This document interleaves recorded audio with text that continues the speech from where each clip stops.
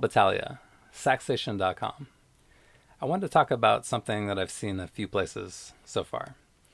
And that's when there's lessons on YouTube, there's notes shown, and sometimes it's me doing it, sometimes it's other people doing it, and people ask whether the octave key is on or off.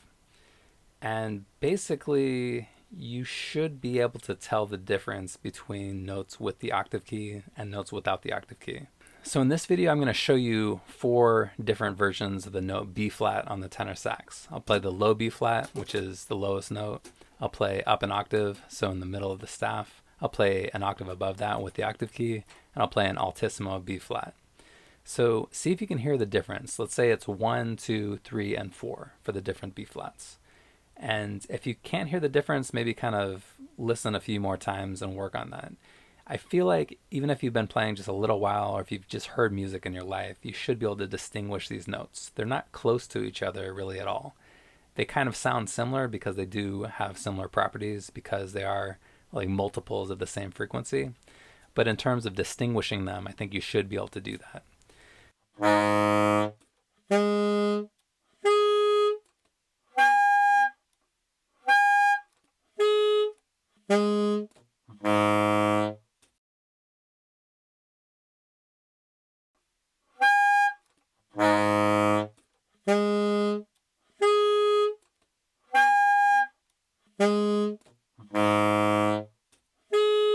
So let's say you have an A and it's 2 fingers and it's going up to a B flat. It's probably going to go right up to the B flat. It's probably not going to jump down to the low B flat, and it's probably not going to jump up to the B flat with the octave key.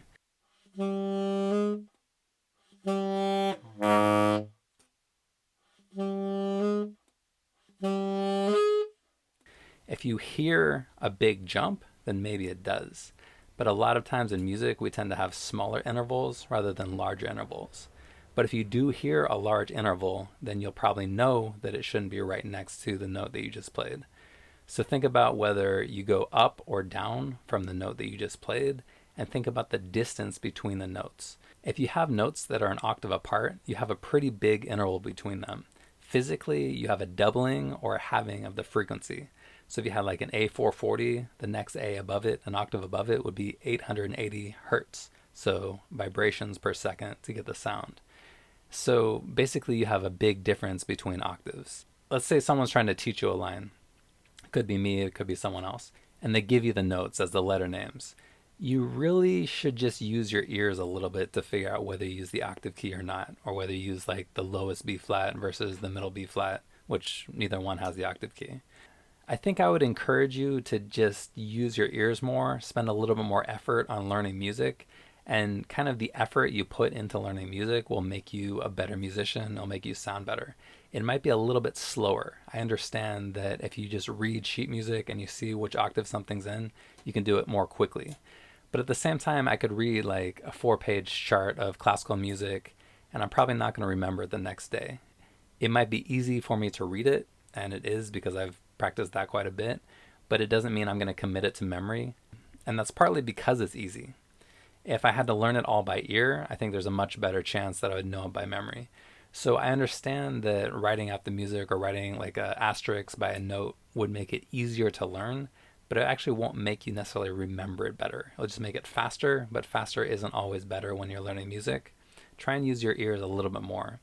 And ideally, you want to be learning music by ear if you're a saxophone player. You probably want to learn how to read music as well. You don't absolutely have to do one or absolutely have to do the other.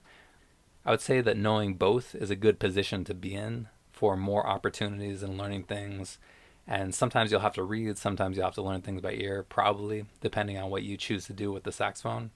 But you have to choose at least one of those two, and I think I would say ideally both. That's my opinion. I think a lot of people would agree with me though. So I think you should be moving towards learning music by ear if you're not doing it already.